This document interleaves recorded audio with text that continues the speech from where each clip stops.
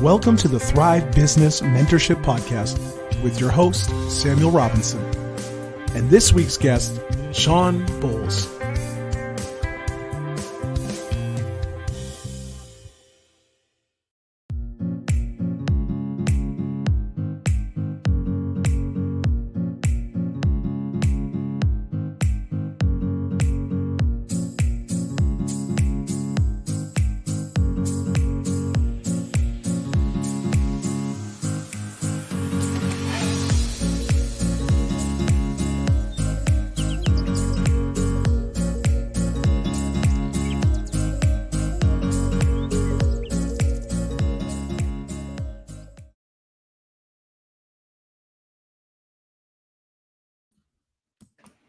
Hey, everyone. Thank you so much for joining Thrive Business Mentorship Podcast. Hey, Shawn, good to see you. How are you? I'm so glad to see you. I'm doing great. How are you doing? I'm doing in the so cold Canada. I know. It's a little 80 degrees here today, just so you know, in the winter. Oh, don't tell me that, Shawn. I live vicariously through you. Guys, if you don't know this, Shawn is a good friend.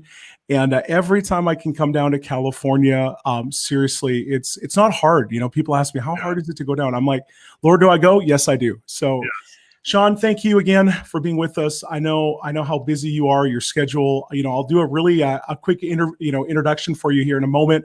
But guys, just to let everybody know, this Thrive Business Mentorship Podcast is available on Spotify. It's available on Google Podcasts and coming soon as well to Apple Podcasts. You can also watch all of our episodes live on Facebook and YouTube. So I encourage you to check out those social media platforms. Shawn, I know, again, you live in beautiful Los Angeles, California. You've been a pioneer in ministry for over 20 years. You speak around the world and teach about hearing God's voice for yourself and for those, and for the world around you. You host an incredible, and I've been on this show, incredible series called the Exploring Series, which includes exploring the prophetic, exploring the industry, and exploring the marketplace. I know you interview entrepreneurs and leaders from all different industries on how to hear God's voice and also how to affect the world around them. Shawn, again, thank you for being with us. I just finished, by the way, your book. I know it's an oldie, but it's a goodie. Keys to Heaven's Economy. And I told you this already. Man, it was so good, Shawn. I read it, probably three or four times, and absolutely loved it every time. I really believe that the content in that book is so relevant for right now. And so, Shawn, I want to talk about that book today, Keys to Heaven's Economy. You know, what actually drove you to write this book? I know reading the introduction and a powerful encounter that you had. Could you talk a little bit about the history of this? Well, it's super interesting because this book was in a season of time when I just got out of almost dying physically because of a parasite I got from South America. I traveled abroad a lot, especially in war zones and red light districts and places of poverty and places where the gospel hasn't been. So in that season, I just got back home. I was dying and physically was on hospice, and then God healed me. And right after he healed me, he re-released me into ministry. But I thought I was going to be released finally to do my calling in the entertainment industry because I've always felt called to the entertainment industry. And I was doing ministry up until that opened up for me, and up until I felt a go from God. And it didn't happen that way. So the long story short, if you read, the first chapter about my brother who had passed away, who was instrumental for my whole family to get saved just before I was born, God took me on this journey where I started to understand even some of his calling as a businessman, as an entrepreneur, that was cut short. And yet we have this cloud of witnesses around us, Hebrews 12:1, where it says, or 12:1, sorry, Hebrews 12:1, where it says that, they surround us and cheer us on. And part of it's because they have a lot at stake, like your grandparents and your parents who've gone on to be with the Lord, or even family members, friends, pastors. They have a lot at stake that we would walk out the fullness of our calling because their calling is tied into ours. We're like double portion sons and daughters, each generation that takes the ball and runs with it. And for me, it was my brother's life was cut short, and there was something that God was inviting me to see that he was called to so I could have more of what I was called to expanded. Almost like the talents, one was cut off, not buried, but cut off. And so God was saying, you're going to have more in your life to do. And so I had this series of encounters that started with, I was in Lancaster, California. God led me there. I didn't know why I was going there. It's right outside of LA. And it was wild because my parents had been stationed there at Air Force Base and had my brother there. And I never knew that because it was well before I was born. We didn't really talk about where they lived at the time. They lived so many places being in the Air Force. I don't even know all the places to this day that they've lived at. Wow. So I didn't know they were in Lancaster. So I went to Lancaster on a prophetic journey. And as I was going, my mom told me on the phone, Lancaster's where your brother was born. I'm like, what? Wow. And so I went to a conference with the late, great Jill Austin. She was doing in Lancaster. She's a prophetic lady who was just wild. Jesus people, hippie, kind of, get saved, master potter, woman who like literally spun pottery, and she had her event. And when I got there, I met this couple, and I said, "You're not done in Lancaster yet. You stay with us for the next couple of days." And I was single, and it was easy to stay, and I stayed there. And they took in foster care kids, and they were just such a great couple. And I had this angel show up, and I don't say this lightly. Like, this is one of the formation experiences of my life besides salvation. I had this angel show up, and he was so regal and so amazing, but dressed in the most humble kind of biblical clothes, like robes. And I heard a voice say, "Welcome the kingdom of finance." Wow. Wait, let me reset. Let me welcome the minister of finance of the kingdom. Sorry. And when I heard that, I was so shocked, because I was like, this is how ignorant I was. I was like, what is a minister of finance again? I know they're in. They're somewhere, right, Shawn? They're involved with the banking systems on the government's behalf. I'm like, who are they? Like, I was trying to race to catch up to this. And it'd be like if all of a sudden you were with a prime minister, but you come from a country that's a president, you didn't know that terminology. We should all know it, but we don't all know it, right? We don't know that. And so it took me a minute to catch up, but this was a parabolic experience that I ended up writing. And I'll just say this because you had asked what possessed you to write it. I just wrote it because I knew that it was impactful to know that every kingdom has a minister of finance on the earth right now. Heaven has a minister of finance figuratively. It's probably parabolically. It's probably not. Maybe it is real. I don't know. But it was the parable that was being released to me so we could understand some things, is that everything Jesus needs, every resource, finance, anything he needs to get the fullness of what he paid a price for on the cross, is already set aside in heaven, that all we have to do is access it by faith and through our calling, through our creativity, everything else. And you have scriptures like Deuteronomy 8:18, which is, have I not given you the ability to produce wealth? This isn't about us. It's not about us prospering. It's about Jesus. It was promised from the Father. So good. A bride. So everything that we would need to make her that way, everything we would need to live our lives to prepare the world for Jesus, was laid aside. And this minister of finance angel was in a position of distribution of the resources of heaven for the fullness of God's government coming on the earth. And when I saw this, it was very outside of the church box. So it wasn't like I was seeing a church-centric picture of how, these alliances all over the world that are church-centric were being formed, and that was part of it. But it wasn't the massive part of it. The majority of what was happening, and we know this by vocational ministries, less than 1% of believers. Yeah. The majority of what was happening was outside the church in the marketplace. And that was so stunning that from that point on, I was always in business a little bit. From that point on, I've always had a foot in the business door, just because I knew I needed to be in the business door as well as the spiritual door, because there's something that's happening out there that's not happening anywhere else. Shawn, this is so good. Again, like I said, every time you're sharing about this, I'm kind of reliving the chapters of the book. And one of the things that you said, and I want to jump to a quote that you said in the introduction, because Shawn, I truly believe this book was ahead of its time, if I can say that. And by the way, what year was it actually produced in? Well, it was wild, because first I'll say this about it. We released it publicly, and it went on all kinds of lists that were out there. And it broke a bunch of the list websites because it was so downloaded, they didn't know what to do with it. Then we released it in book form, and I didn't really want to make a book about an encounter because I wanted to give it away for free. Mm-hmm. So we released it on our website forever for free, as well as you could buy it as a book. So PDF form is for free. And John Paul Jackson, if you know who that is, the minister, I know you know who it is, but I mean, a lot of people are listening. He did a dream interpretation ministry, but he was one of the most evangelical charismatics. And so he released it because he felt like it was a word. And he told me it's not going to really be in season for 15 years. Wow. And then it will be so needed, maybe even 20 years. Then it will be so needed. And he said, well, we're going to release it. And we sold 575,000 copies that first year. Wow. So I mean, it was kind of like the Final Quest, like a miniature version of the Final Quest for business people from Rick Joyner, which sold 7 million copies in a year, because people are like so hungry for that encounter. And this was a book based on the average person could start to go, okay, this isn't the prosperity gospel, the hyperwealth gospel. No. This is Jesus has invested in me talents and giftings and skills. And I'm supposed to partner my faith and belief that I can be as bright a light as I can in this generation, so that he and access all the resources I need to, so he can get his reward. And there's all these parabolic stories. Now realize when I had this encounter, I even had 7 people by first and last name. This was before words of knowledge in my life was, I mean, I had some, but not like this. And I met them all within 2 years and had divine assignments to speak to them, portions of this, not the book, but encounter that's outside the book that I've never shared. And they were just impacted, changed their lives forever. You know, all but one of them has fulfilled the things I've told them from that encounter. So it's just been so bizarre and awesome. Like, Shawn, I want to bring this up, this quote, because this has been something I could not stop thinking about for the last week. I think I told my wife this probably 20 times this week, just over and over, because it hit me because of this need to see those equipped in the marketplace. And you said this in your book, in the introduction. You said, we are coming into a season in which spiritual commissioning to a secular job is just as important. Guys, I want you to get this, just as important to full-time ministry. And Shawn, that hit me because we're seeing the language for that, and maybe even more of a receptivity today where people are realizing, wait a second, my job, where I work, the business that I own, all these different things is a ministry. And I feel like, again, I'd love to get into your mind a little bit, because back then, I know this because when you first released that book, I was just coming into ministry.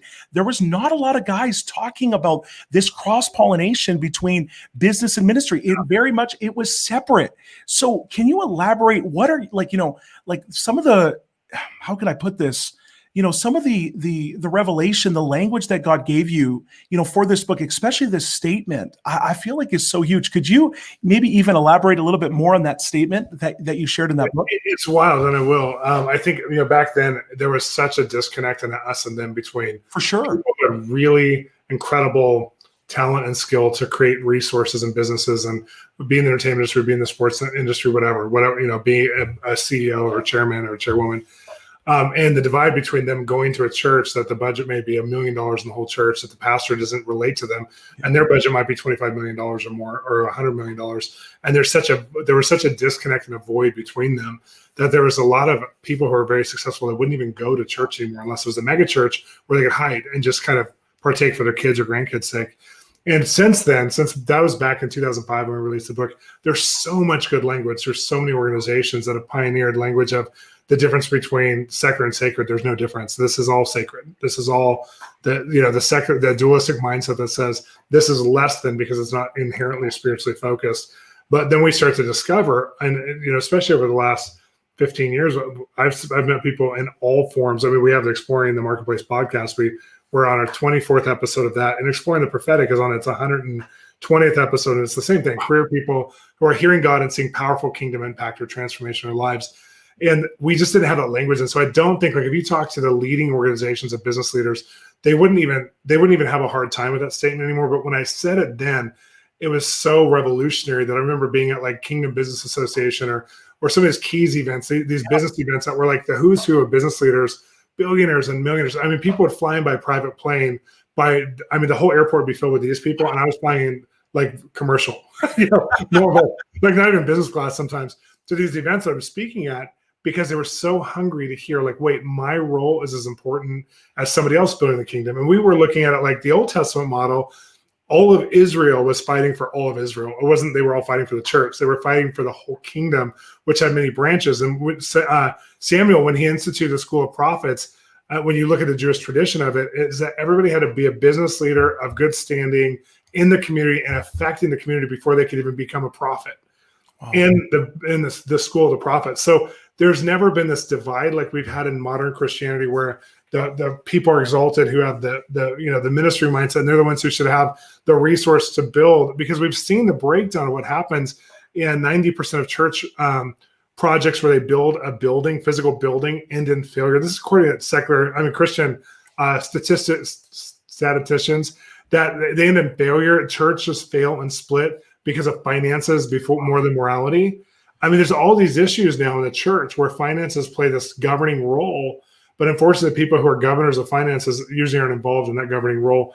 So it's really interesting to watch that encounter of back then, that quote, where I'm meeting people who are, in Fortune 500 companies. And I said this the other day when we did a business meeting, together, that half the world's billionaires identify themselves as Christians in our generation. That's the first time ever as of 4 years ago.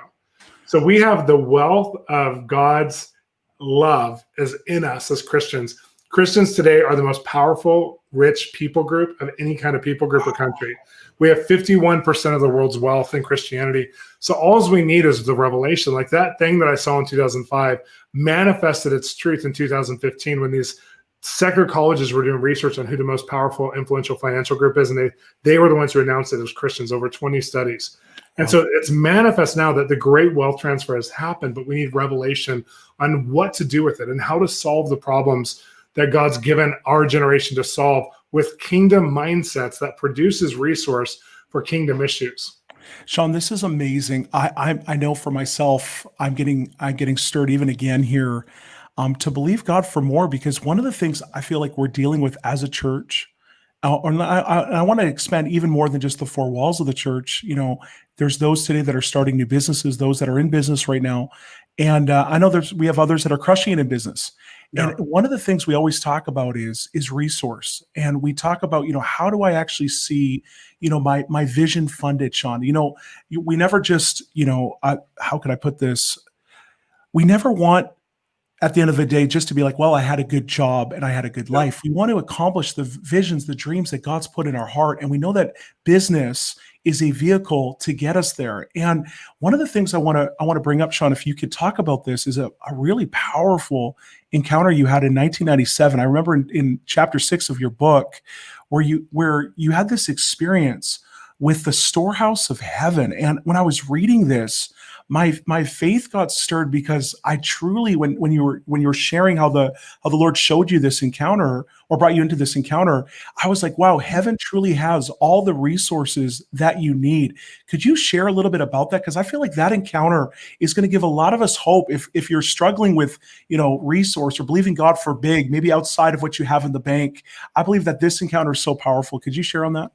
Yeah, it's a place I've seen visually in my spirit that I think, again, is probably parabolic. Yeah. There may not be a literal place that's called the Storehouse of Heaven, but it's a parabolic relationship on how to relate to what the Father has literally set aside for Jesus. And the first time I went there in a visionary form, maybe more of a mystical form, I saw a room full of body parts that were like creative miracles that people need in their bodies. And when you think about it, like, I had a back injury when I was young. I had all these prophetic words, and I believed I had something to accomplish on the earth. And there was prophetic words about going into nations, and they were poor nations, so they don't have handicap accessible, for sure, whatever, ramps or whatever, or bathrooms or anything. And so like I looked at God and it was like, okay, for your sake, for me to do what you've called me to do, I need a healing in my back. And that was the access point for that healing to happen, is to believe in faith that this wasn't your original intention. And for your sake, Jesus, to get your glory, your reward. I know you want to heal me because you love me, but I know even more you want to heal me because you're worthy of this. Because for me to do what you've planned me to do from the beginning of time. And the Storehouse of Heaven is like that. The first part was like everything that we would need that would be a gap, like it needs restoration or redemption, was there. But then as I went further in, there was this one room that was the plans, architectural plans, like you wouldn't believe, to build that. We have 7 world wonders right now on the earth. I think 6 of them are left. Well, there was, in one generation to build, 25 world wonders or more. And we have some of them. Like Dubai's, oceanfront property that they built, they've just added landmass because they could. We've seen some incredible engineering and some incredible architecture. But when Christians are behind it and saying, I'm going to build cities, I'm going to build, like I'm on a board, spiritual advisory board of a group that's building a city in a certain nation. I can't tell you what nation.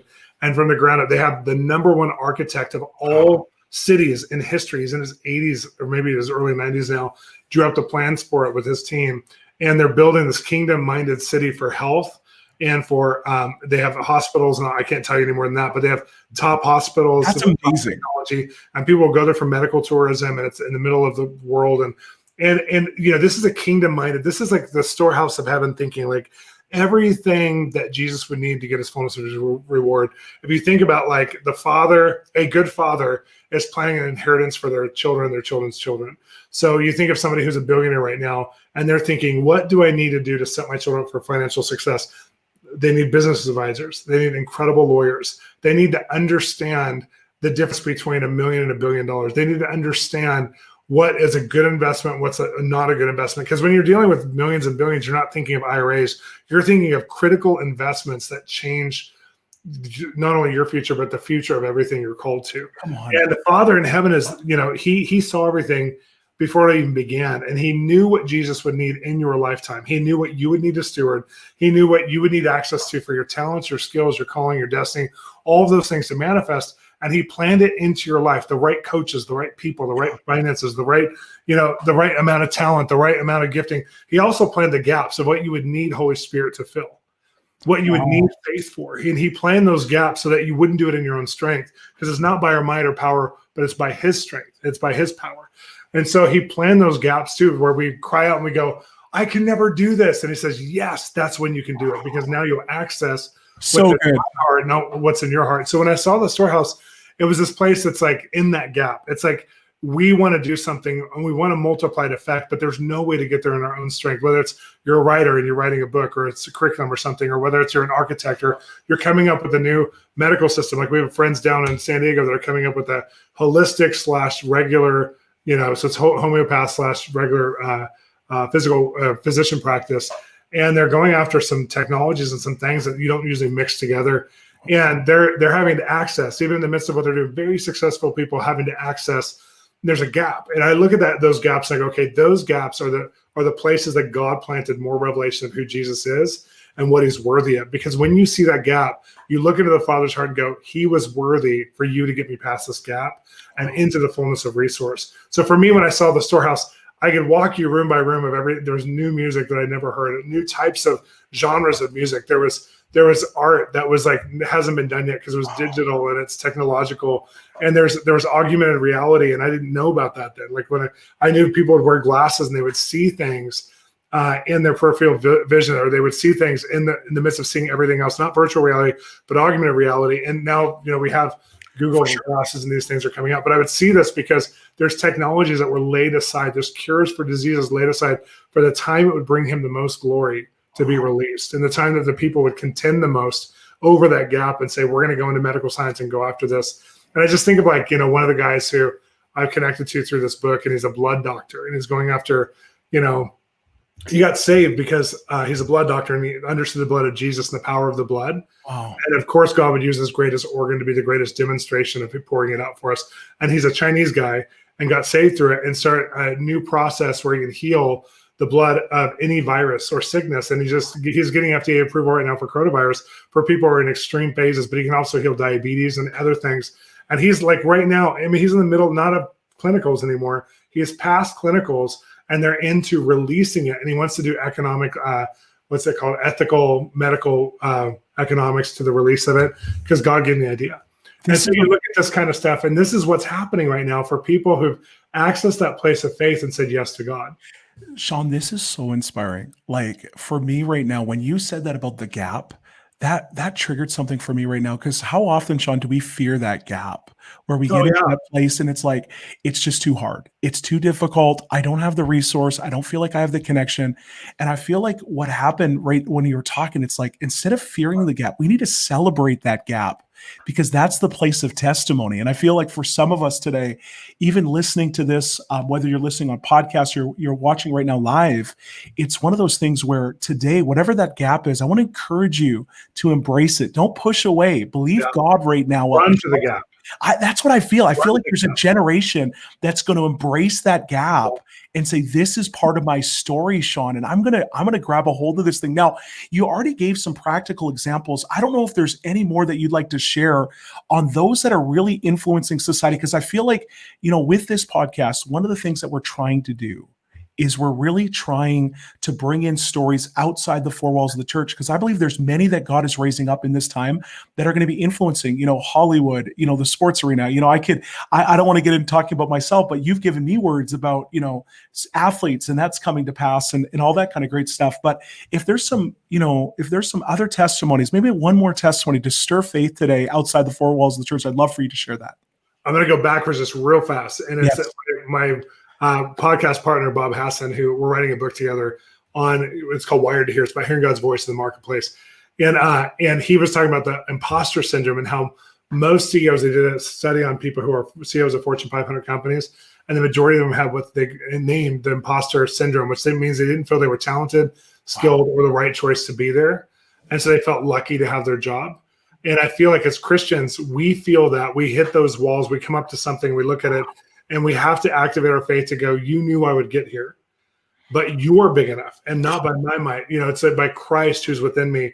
Christ, I can do all things through Jesus who strengthens me. It's like that kind of mentality of saying, you knew I would hit this wall. And I've known people who have believed wrongly, and they put identity in the belief, like, I will be the next Walt Disney, and so I'm going to own Disney, the studios. God doesn't need you to own Disney Studios. He needs you to create what's inside of you, which he can multiply like Disney Studios. And I feel like sometimes people get identifying feelings or words, and they short circuit the whole thing because their identity gets into something they've seen. Like, I will own all the gold in the gold market. I've met those people, bizarre people, and not bizarre people, bizarre ways of believing, because sometimes in our lack of faith, we exaggerate the belief system of what we need. And if we just take it step by step, okay, in this stage, I need this. And so I think of Nancy Vu, who's a fashion designer right now. Yes, I know Nancy. Yes. She's amazing. And I was just on the phone with her yesterday, so she came up to my mind. And I've been with her since the beginning of her journey, where she left the financial world to become a homeschool mom because they needed their kids in that stage to be helped. And she took some couture type photography just for fun from some dresses she made I believe as a homeschool project with her daughter. And Vogue featured her, and Mademoiselle featured her. And pretty soon that year, she was featured, I think 12 times in the magazines. And I'm not sure which one had her on the cover, but it was crazy. Well, she started to bring in branding identity, like what we wear identifies us. So I'm going to bring heavenly identity to people who wear this, whether they know Jesus or not. And she started to go after Fashion Week, and she made a short film in the first 3 years that won all these major international awards about fashion. And so she's right now in the middle of it. I think she's in her 6th year of Fashion Weeks, Paris, Fashion Week, New York, Fashion Week, Asia too, because she's Asian, somewhere in Asia that they have Fashion Week. And she's been featured so many times in magazines now. And her stuff, she's dressing kings and royalty right now, and royalty daughters, and she started a jewelry line. But what's happened is she gets these audiences with people who are very well known and financially connected and royal families, and she has divine appointments to walk them through things in their heart that they would never share or open up to even a therapist, because some of them are that private. And so she's been able to be there at the right time when things are collapsing, or there's a breakdown, or they're needing the help, and they throw up on her, or they share their heart with her, or they love, they feel her love, and they connect to her. And all of a sudden she brings the kingdom there to these people. None of them are saved. None of these people are Christians. And she has such an influence because the genuine beauty of what she does cannot be rivaled. And no one was doing kids couture the way she does it. Now she has couture lines for men, women, and kids. Yeah. But no one was doing kids, and she's doing kids still. And it's just phenomenal. One of our good friends, right, Miranda Nelson. Yeah, for sure. But so Nancy, to me, is someone who's bringing in a very unlikely industry transformation. To me, it's a very likely industry. But for a lot of people who hear about it, they're like, God brought this woman out of the financial industry into couture fashion, one of the hardest fashion industries to be involved with. No one's launched a new couture line that's lasted more than 2 or 3 years in 25 years. Wow. And she's now 5 years in or whatever. It's just crazy. Shawn, I love this. I love the progression of this story. I've had the opportunity as well to meet Nancy, and there's something about, and maybe we can, our last question here. And again, thank you so much for your time, my friend. I so appreciate this. Here's someone that, she takes that first step, and she doesn't necessarily know what the fullness is. I don't know if, I'd love to ask her the question. Did you see yourself in that first moment when you're shooting those first shots of your dresses? Could you see yourself, on all these different magazines? And I feel like there's people that are here today that, maybe they've got dreams they haven't even told anybody about. I know, like I said before, in our relationship, there were dreams that I didn't tell anybody. You prophesied to me about, with coming full circle in sports and being like, Lord, I don't know how this is going to happen, but I trust you. And I remember seeing that unfold. And I feel like there's people that are here on this, on this broadcast, on the podcast, and they're really searching. They're like, okay, God, I believe you. What's that next step? Shawn, what's that step that they can take right now, practically speaking, to position themselves for what God has for them? I think it's a listening prayer and recognizing that everybody who's doing anything great feels like they're just starting or in the first 5 years of it. So Nancy isn't in the height of the success she's dreaming with God for. So there's a striving, there's tension in resources, there's tension in even financial, cash flow issues. Yeah. And a lot of companies that you talk to, whether it's people who have the resources, but they don't have the talent yet, I mean, I have a friend who's doing something in one of the major automobile type industries, and the technology people he'd have to hire from Tesla who don't want to leave Tesla to do what he wants to do. So he has a talent gap right now, but he has the finances to do it. He has the money to hire everybody he needs to hire, but there's no one there. And so each one of us is facing issues, whether it's on a higher level than what you think you're facing. It's all the same skill. And there's something where you stop and you're present with what God's asking you to do. And you go, it's that sign that's in, young families' homes. These are the good old days when you're changing diapers and your kids are freaking out and you're, like it's not as fun, but it's not as rewarding. The reward's not on the wall as much as it is in just the love in their eyes, and recognizing that life's like that there's a divine tension where it's all about relationship. You're not going to get the fulfillment just because you get the next resource or the next breakthrough. The breakthrough is you're doing it with God. So do it with God. So say, okay, God, my next step, I don't know how to take it. And that's where he is. He's like, yes, you're in the conversation with me. Who cares if you get the full breakthrough in the timing you want it? And many times we don't get in the timing we want it because God's not there just to meet our needs or just to make something happen. He wants to do it with us. And he'll resist a lot of people who will get addicted to something or get into performance issues or the success will ruin them. He'll resist success until we get our identity right. For Christians, and it sucks for Christians because we're like, well, my friends who graduated from college at the same time, they're all doing great, but I'm not. And God's like, that's because I'm going to take you so high that I have to ground you so deep. And so some people are like, well, it's the opposite. God's not speaking to me. It's because they're not looking at that process as part of how God's speaking to them, saying, go deeper, spend more time with God, spend a little bit more, do more risk management, feasibility, do the natural things, but also who is your business for? Who has God called you to?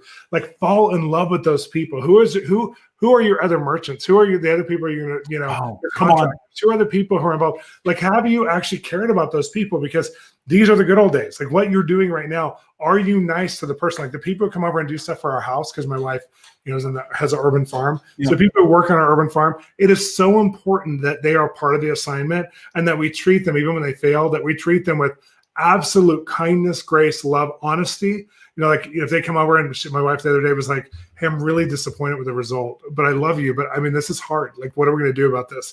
Versus you're out of here. I'm going to go find the next guy because there's other talent. Like actually staying committed, loyal commitment, seeing things through, believing in people. All of, I mean, these are the good old days. She's at the beginning of the whole urban farm, right? But these are the moments that matter right now because we're believing for this whole huge thing to unravel. But if we're not faithful to 1 Corinthians 13 and Galatians 5, the fruit of the Spirit, and what love looks like now, how can God trust us when it's all about that guy who came to our house? It's not about, meeting with the president one day. It's about the people who God has for you right now. And if you're faithful with that little, he can't help but multiply it. But today is the day. Today is the day that you're making decisions that determine how fast and how quickly you'll get to some of the greater things. And I believe, I believe for you too, Sammy, that some of us are walking into the greatest things that we were called to. Yeah. Like, I mean, you're young. I'm pretty young, but we're doing amazing things young. But at the same time, like there's a price to pay still. Yeah. And that price to pay isn't about suffering. It's not about. I mean, there's always suffering in this world. Jesus said there would be, but the price we're paying is about intimacy and connection with God. How grounded can we get in His love for others? How much can we love ourselves? How much can we not go through a midlife crisis or spiritual midlife crisis because we're enjoying the stage we're at with God and who He's put in our lives?